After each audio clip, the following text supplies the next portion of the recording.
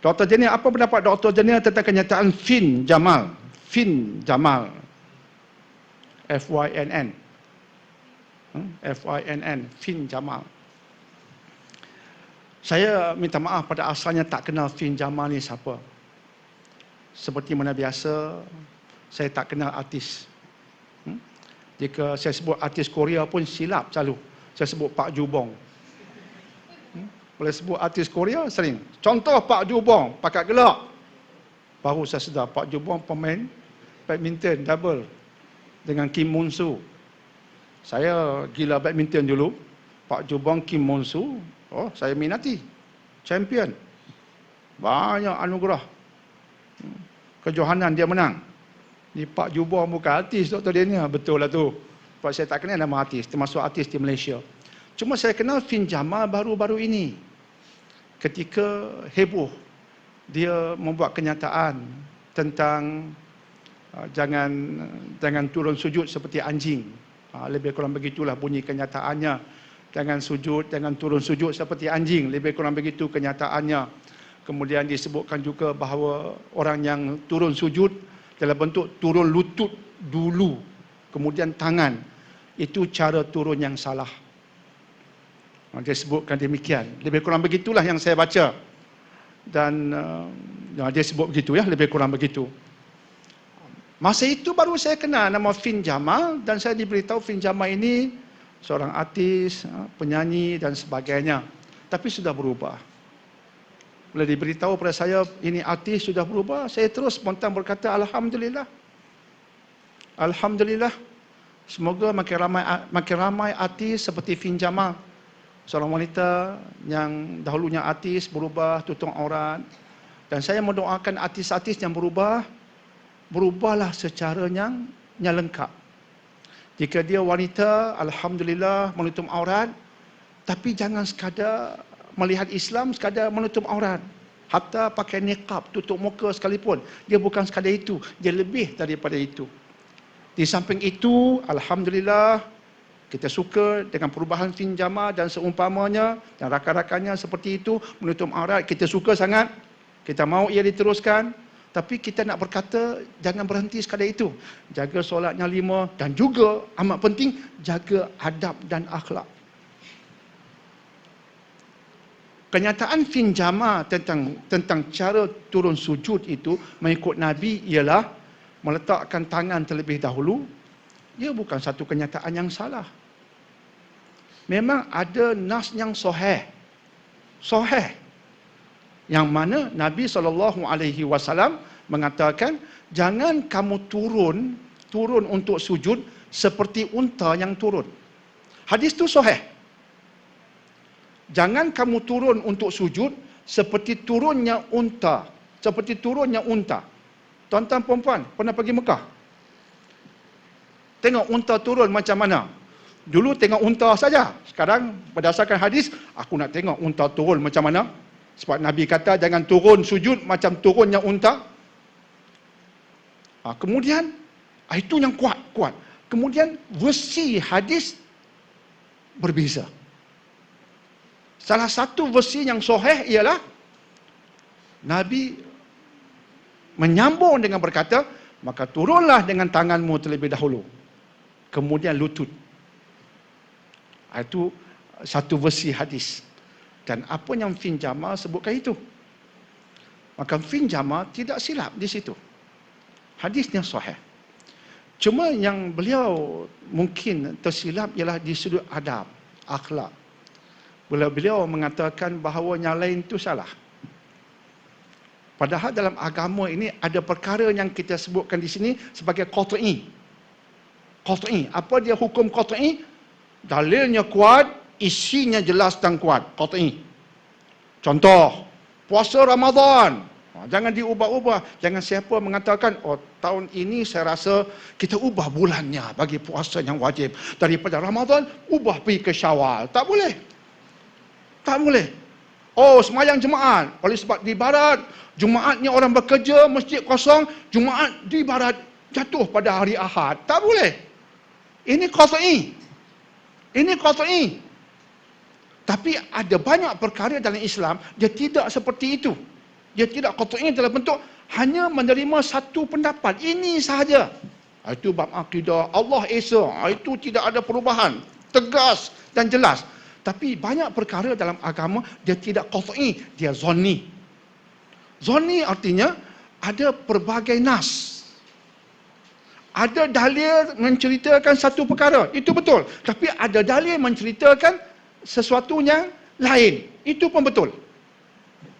Maka bila kita berhadapan dengan benda yang zonni, yang tidak disepakati, kita kena beradab.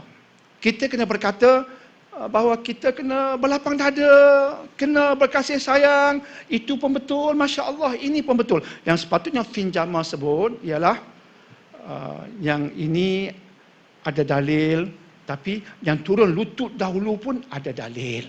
Sepatutnya demikian. Nadanya sepatutnya demikian. Bukan, ini saja yang betul, yang lain semua salah. Dalam hal ranting. Kita bercakap hal ranting. Jadi turun lutut dahulu, rata-rata itu yang kita buat. Kesian makcik-makcik yang semayang turun lutut dulu. Fin Jamal kata salah. Allah, yang pakcik buat selama ni tak kena. Sebenarnya yang Fin Jamal beri pandangan itu betul. Jangan salahkan dia. Tapi yang dia salah, saya rasa, macam saya sebutkan mukadimah tadi, adab jaga. Jaga adab. Nak beri pandangan, tuan-tuan dan perempuan boleh. Tapi berikanlah cara beradab. Ini betul, tapi yang buat yang lain pun betul juga. Ini problem, antara problem di Malaysia. Antara problemnya ialah hilang adab, sehingga kita senang nak wahabikan orang, senang nak kutuk orang lain, senang nak salahkan orang lain. Padahal hal isunya ialah khilafiah, ranting. Jadi saya suka pandangan Syekh, salah seorang Syekh yang bagus pandangannya dalam isu ini ialah Syekh Saleh bin Abdul Aziz. Allah berkati beliau.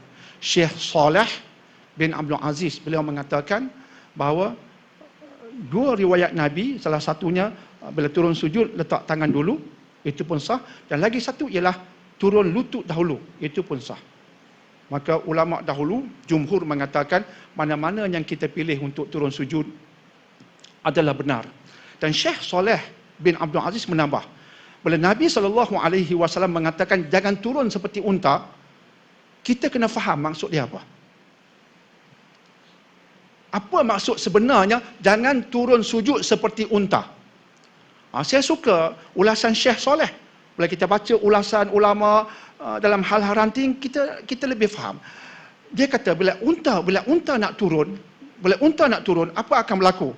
Kepala dia turun menunduk, punggung duduk steady ke atas. Ini nak bagi faham. Unta bila dia turun ke bawah, dia akan turun kepala sampai ke bawah, punggung duduk steady ke atas.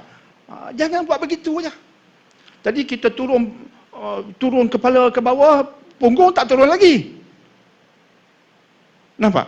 Jadi kalau kita turun dengan tangan sekalipun, tapi turun bersama dengan punggung, tapi tangan terlebih dahulu. Okey, turun lutut dahulu. Turun bersama dengan punggung, tapi lutut dahulu. Jangan kepala turun, semua turun, punggung duduk di atas juga. Itu maksudnya, kata Aisyah. Bila kita tak buat begitu, okey dah, turun macam mana pun okey. Kena faham cara betul dan jangan berkelahi. Jadi saya berdoa supaya Fin Jamal dan hati-hati yang berubah. Kita syukur pada Allah, kita gembira. Dan saya cukup tak setuju dengan puak-puak yang suka maki hamun. Bila orang beri pandangan yang dia tak bersetuju, ada yang maki Fin Jamal, Allah baru kena Islam. Itu semua tidak membantu. Orang ini sudah nak berubah. Dan bagus, dia sedang mengkaji dalil, nak beramal ikut dalil. Saya puji beliau, Masya Allah. Cuma kita tegur supaya ya berhati-hati, kan. Tapi yang hantam beliau berhabis-habisan, macam tak guna langsunglah Fin Jamal, saya rasa mereka itu pun perlu ditarbiah juga. Yang puak Islam, yang konon dialah hero segala-galanya, Fin Jamal seperti kita boleh tersilap, kita pun boleh tersilap. Maka seperti mana kita juga mau ditegur dengan baik, dengan elok, tegurlah Fin Jamal dengan baik. Dia nak berubah jadi baik. Kita doakan dia berjaya insya-Allah. Ya? Allahuakbar. Saya. Oh ya. Ya. Ya, lagi satu isu ya, Fin Jamal sebut, Rizal peringatkan. Laki dan perempuan kata beliau, macam contoh kita sujud kan, cara buka tangan, kata beliau sama lelaki dan perempuan. Jadi jika lelaki disuruh membuka ketiak, solat Nabi SAW membuka tangan hingga nampak ketiak, perempuan pun begitu, tak ada bezanya. Sama juga jawapan saya adalah dua pendapat. Dia khilaf, dua pendapat. Ada satu pendapat berkata demikian, betul. Berdasarkan sabda Nabi, "Sallu kama ra'aitumuni usalli", hadis sahih. Kamu semua termasuk wanita. Kamu semua termasuk wanita, solat sebagaimana aku solat. Itu satu pandangan. Jadi bila kita solat seperti Nabi, maka semua sama. Satu pendapat. Tapi ada pendapat yang berbeza. Jadi dia juga khilaf. Dia tak boleh, sama juga seperti cara turun sujud tadi, tak boleh kita kata satu pendapat saja yang betul. Di ulama telah bahas, semua memberi pandangan dan sebagainya. Jadi insya-Allah melahirkan dua pendapat yang berbeza ataupun beberapa pendapat yang berbeza. Jadi ulama mengatakan semua pendapat betul. Cuma jika nak kita bincang, kita bukan bincang untuk mengatakan yang mana yang salah, yang mana yang betul. Tak boleh. Perbincangan benda ranting tak boleh berbincang dalam bentuk nak menentukan mana satu yang betul dan mana satu yang salah. Tidak boleh. Cara yang betul ialah kesemuanya benar. Tapi jika nak berbincang untuk mencari mana satu lebih afdal, boleh. Semua betul, semua tidak salah, solat semua sah, semayang semua sah, tapi jika nak bahas secara ilmiah, nak mencari mana satu lebih afdal. Afdal. Bukan mana satu yang salah. Tak, semua okey.